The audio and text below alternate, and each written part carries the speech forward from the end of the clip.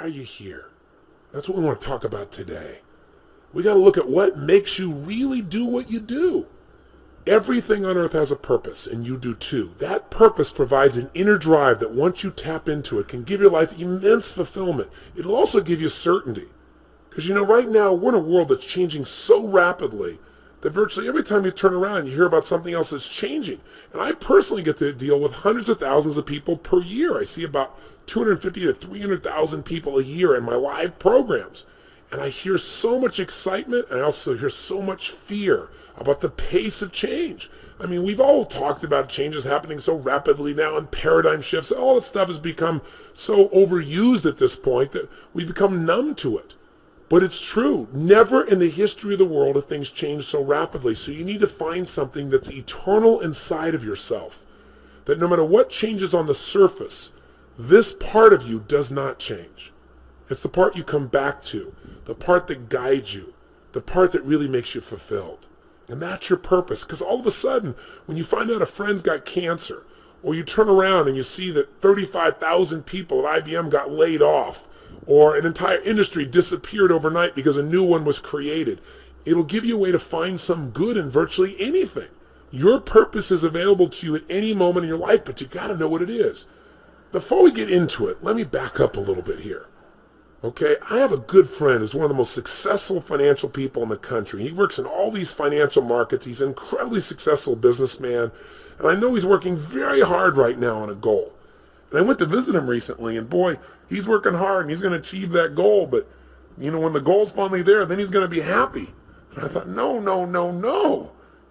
Each moment we've got to be able to find some sense of meaning for our lives, something that is significant, something that is useful.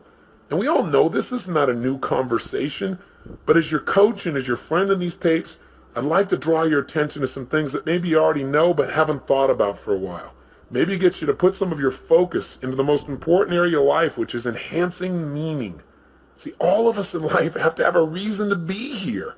If all you're doing out there is going out and trying to achieve goals, and then you achieve them, then I'm sure you've run into that trip-up wire that says, okay, I've achieved the goal, and now what? Right? You achieve the goal and your brain says, is this all there is? See, the purpose of a goal, as I've shared with you so many times, is not to achieve the goal. The purpose of the goal is what it makes of us as people, who we become. Ultimately, though, we have to have a sense that who we even have become has some kind of meaning. Without that, there's not a reason to live. There's not a reason to get up. There's not a reason to go out there and make it happen. What's really controlling this man's life is fear. When people say they're cynical or they're pessimistic, what they're really screaming out to you is, I'm scared out of my mind. I'm afraid to dream again. I'm afraid to think about what's possible. I'm afraid to really put myself on the line and say, I'm going to go for something. I'm going to stand for something. I'm going to put myself on the line in a relationship or my business or my vision to make a difference in the world. Because you know what? Maybe at one time this person did that. Maybe they tried it several times and it didn't work and they got pain and pain and pain. Pretty soon they didn't want the pain, so they stopped dreaming. They stopped envisioning. They stopped coming up with meaning. Instead, they try to keep themselves away from the pain by saying, well, there's no meaning in it all anyway. But unfortunately, that gives you the ultimate pain because it gives you a life without meaning. And no one can live a life that's fulfilled without a sense of meaning. See, we've been put here for a reason. The question is why? And the answer, I think, is different for every one of us. It's different for me than it is for you, and yet it's the same. Every one of us has been put here. Every one of us is unique and different and special. And I believe our Creator, if I may use the word God, if I may, God has put you here for a reason. The question is, what is it? God does not create things without a purpose. Everything on earth serves a purpose. Why are you here? What are you here to do? What are you here to become, to create, and to give? These are some of the most significant questions that you can answer in your life. And even when you answer them, I'm sure that as your life expands, you'll come up with better answers as you get more experience and you get closer in touch with your own innermost being and maybe closer in touch with your Creator as well. You say, Tony, where are you going with this?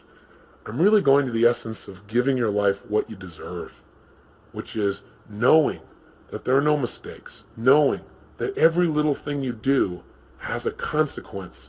It can be a positive consequences if you choose it. The most powerful thing that has consequence in your life, though, is the thing we talk about so often, but I gotta say it again, And that is what's really ultimately shaping our lives, are our decisions.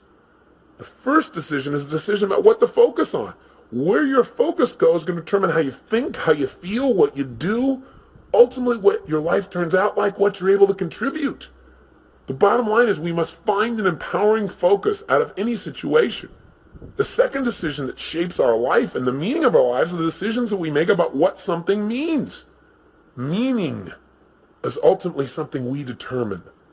That's the exciting part about it, and that's the scary part about it. And the third decision, of course, is what are you going to do when something happens? See, so much of the fear that we see in life comes from the fact that most of us don't feel like we're in control. We're running around trying to control all the events of our lives. And every single one of us is going to experience multiple situations in our life, no matter how skillful we are, where we cannot control the event. Where it's just not something that we can control because we didn't initiate it. Anytime you're dealing with other people, this is going to happen. Anytime you're dealing with Mother Nature, this is going to happen.